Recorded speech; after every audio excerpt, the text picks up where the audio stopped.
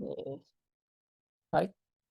මොකද අදින් මං ඒ කියන්නේ තාත්තකට නිකන් මට කවදා හරි කවුරු හරි කෙනෙක් ඒ කාලේ පෙන්නවා නම් සමහර විට මෙහෙම මං උනත් අර සෑහෙන්න මේ උනන්දු වෙන්න තිබුණා වැඩ කරන්න කියලා. මම දන්නවා මේක බලාගෙන ඉන්න සමහර ළමයි මෙතන බොහොම මධ්‍යම පාන්තිකයෝ ඇති.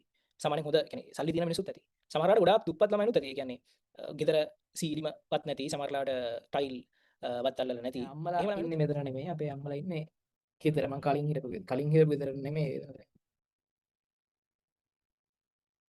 රූම් ටුවර් එකක් රූම් එක නෙමෙයි මෙතන අප්පාර්ට්මන්ට් එකේ ඉන්නේ. රූම් එකක් නෑ. වටේ පෙන්වන්න කියන්නේ.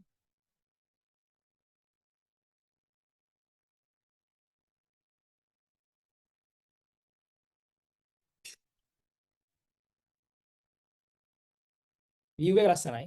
ඔයාට මේ රෑට පේන්නේ නැහැ මේක. කියන්නේ මුහුද තියෙන්නේ. හරිද? වටේට ඒ කියන්නේ ඈත මුහුද තියෙන්නේ. රෑට මේක හරියට පේන්නේ නැහැ. අතන නෙළුම් තුනෙන් එහා පැත්තේ මුහුද තියෙන්නේ. ඊට පස්සේ මුහුද පේනවා දෙන්න. කොහොම තමයි තියෙන්නේ.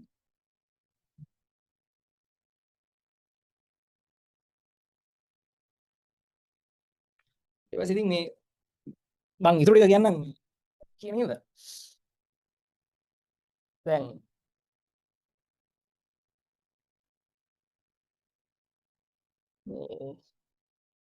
හරි. මොකද අදින් මං ඒ කියන්නේ තාත්තකට නිකන් මට කවදා හරි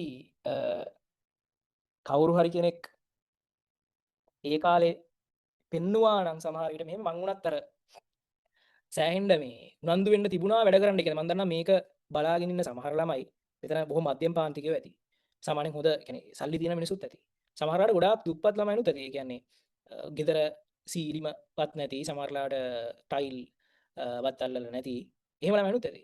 ඔය හැමෝටම කාටම ඕන කෙනෙක්ට උනත් අර ඩ්‍රීම් එකක් දකින්න පුළුවන් නම් සමහර කෙනෙක්ගේ ඩ්‍රීම් එකක් වෙන්නේ අර මේ දේවල් වලින් ඉන්ස්පිරේෂන් එකක් දෙන්න පුළුවන් වෙනවා කියලා මම හිතනවා.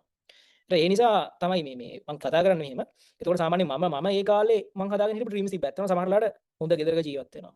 ඊට පස්සේ හොඳ වාහනයක් පදිනවා. ඒ වගේ ඩ්‍රීම්ස් තියෙනවා. මොකද අපි ඩ්‍රීම්ස් තමයි අපි ජීවත් කරන්නේ. අර හීන තමයි අපි ජීවත් කරන්නේ. ඒ නිසා හොඳ හීනයක් තියාගන්න. තමන් කරන දේවල් සම්බන්ධව තමන් කරන දේවල් වලට හොඳ හීනයක් තියාගන්න අනිවාර්යයි. ඒතර හොඳ හීනයක් තිබ්බොත් ඒක සිද්ධ වෙනවා.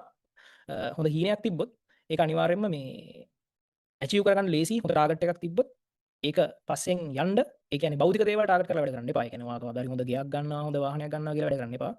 ඔයාගේ ඩ්‍රීම් එක පස්සෙන් යන්න. අනිත් දේවල් ඔයාලට අනිවාර්යෙන් හම්බෙයි. ඒක ගොඩක් වැදගත්. හරි. ඒ නිසා මම හිතනවා ඉන්ස්පිරේෂන් එකක් දෙන්න පුළුවන් කියලා මේ වගේ දේවල් වලින්. ඉතින් මේ ඕක තමයි තත්ත්වය. හරිද? එතකොට එහෙනම් අද දවසේ වැඩි මම හිතනවා අද සෙෂන් එකකින් ඔයාලට වාසියක් ගන්න පුළුවන් වුණා කියලා. ඒ කියන්නේ අහගෙන හිටපු දේවල් වැදගත් වුණා කියලා මම හිතනවා. එක එක මේන් එක්සෑම් සම්බන්ධව තියෙන වැදගත් කාරණා ටික මම ඉස්සරහට දාන්නම්. අපි අංකහරුවාද සෙෂන් එකකින් 25 ළමයි හම්බෙනවා ප්‍රැක්ටිකල්ස් වලට. ඊට පස්සේ අංකහරුවාද උදේ නුවරපන්තියක් තියෙනවා. අනිත් සෙෂන්ස් ටික කොහොමද වෙන්නේ කියලා සහ වැදගත් කාරණා ටික මම මේ කියන්නම්. මැසේජ් එකකින් මට අද කියන්න ඕනුනේ පුළුවන් තරම් මේ ඔයාලට පේපර්ස් කරගන්න විදිය සම්බන්ධව වැදගත් දේවල්. හරිද? ඉතින් තව අවසාන වශයෙන් කියනවා නම් ඩ්‍රීම් එකක් හදන්න. අනිවාර්යයෙන්ම හොඳ ඩ්‍රීම් එකක් හදන්න. හොඳ තැනක ඉන්නවා.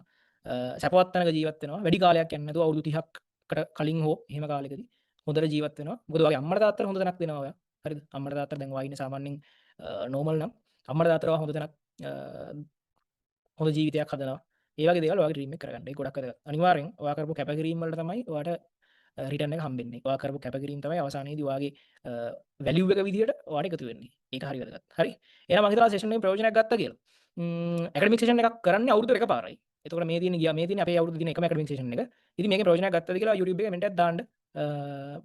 එහෙනම් මෙතනින් අද දවසේ වැඩේ ඉවරයි. මම කියපු කාරණා ටික ඇනලයිස් කරන්න, පේපර්ස් ලියද්දී ඒව ගැන හොඳට හිතන්න. එහෙනම් මෙතනින් අද දවසේ වැඩේ අවසానයි. හරි.